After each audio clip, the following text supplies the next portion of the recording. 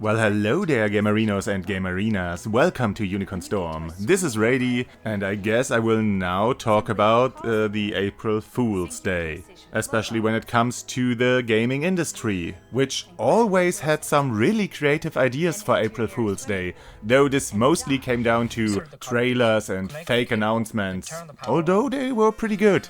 So something like the actual functioning Google Earth in the style of an NES Final Fantasy world map was one of the highlights. But since then, many games have added little one-day events or features for April Fool's Day, like special character skins or other little cosmetic effects. But then there are developers who fully commit to the joke and create whole games for April Fools. Not necessarily the biggest, most polished productions, but still. Look, I'm not pretending that the Bayonetta remake is some highly refined gem of a game. And to be fair, it has been recycled for this April Fool's joke, but it's the idea that counts. I mean, even yours truly once created a little joke game for April Fool's Day. This year I stumbled across two little April Fool's games. Well, one of them isn't actually that little and the internet has been all over it. I'm speaking of the murder of Sonic the Hedgehog, of course.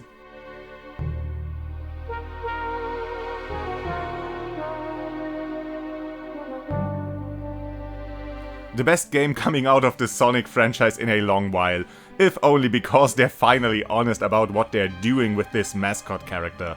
Instead of a side-scrolling or 3D platformer, this one is an adventure game. And a murder mystery on top of that. And all of it takes place on a luxurious train. So the best place to have a murder mystery. Amy Rose invited the whole gang for a crime-themed birthday party, and we join in on the game and help solve the case. But it appears something sinister is going on. So now we have to find clues and interrogate the suspects, though the gameplay never gets too complicated. We always stay on a single screen until we cleared the current puzzle and then move on, without an option to return to a previous room. And there are always just a handful of examinable objects in any room, and we need to use all of them during the interrogation and discard all of them afterwards. So yeah, it barely counts as a puzzle. We are mostly just going through the motions, which is fine. This game has more in common with visual novels than actual adventure games. Phoenix Wright, for example, is often classified as a visual novel, though I think there's way too much classic adventure gameplay in those games for that to be accurate.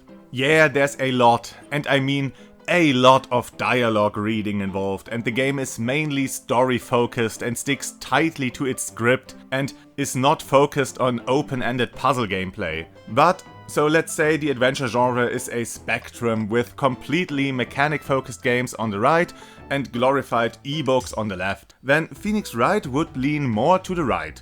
Slightly less than Professor Layton, but more than this game. Though the game does utilize some minigames throughout the story. Whenever you're trying to present a clue, you have to clear an auto-run platforming section, which kinda represents your character's mental efforts. You have to get to the end and collect enough rings to be actually able to make an argument. They're not the most challenging minigames, but they do have difficulty treading the fine line between a fair challenge and becoming trial and error. It's not too bad though, but it can get a bit frustrating. So it's a good thing that you can toggle them off or at least make them easier in the options. For what it is, the game is a lot of fun, a refreshing take on a Sonic adventure, more focus on the franchise's colorful cast, the one redeeming quality of Dark Brotherhood, and some entertaining and witty writing, all accompanied by clear and pretty artwork and some really nice music. Though this is something Sonic was already known for.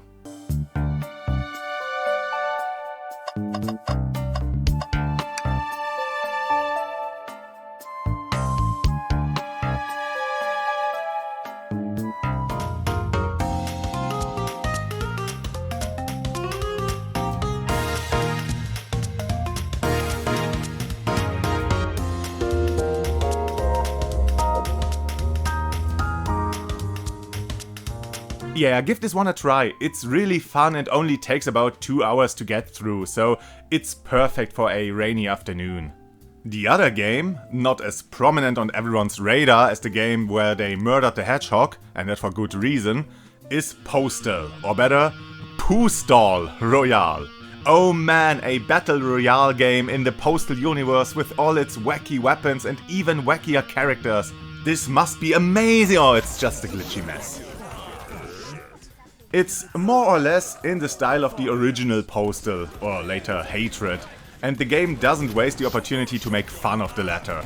It's a top-down shooter where you just go on a rampage, though instead of meticulously crafted levels in varied environments with deliberate enemy encounters, this game takes place on a single rooftop with infinitely spawning dudes running into you and stealing your hit points away. Aiming and shooting feels off, animations are sometimes there, mechanics sometimes work. Okay, look, this game was clearly made as a joke. I mean, of course it was. But this one here is more on par with 8-bit Bayonetta than the Sonic Murder game. Maybe even with a bit less effort put into it. Environments look generic and so do the NPCs. And so is the music. Yeah, there's nothing remarkable about this game.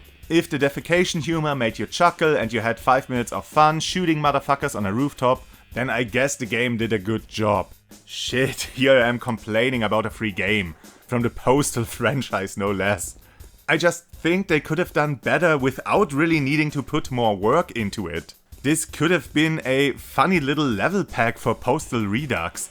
The engine is already there, so all that's needed are some funny character models and maybe a few new maps. Or not even that, just reuse the starting map and let the enemies do the heavy lifting.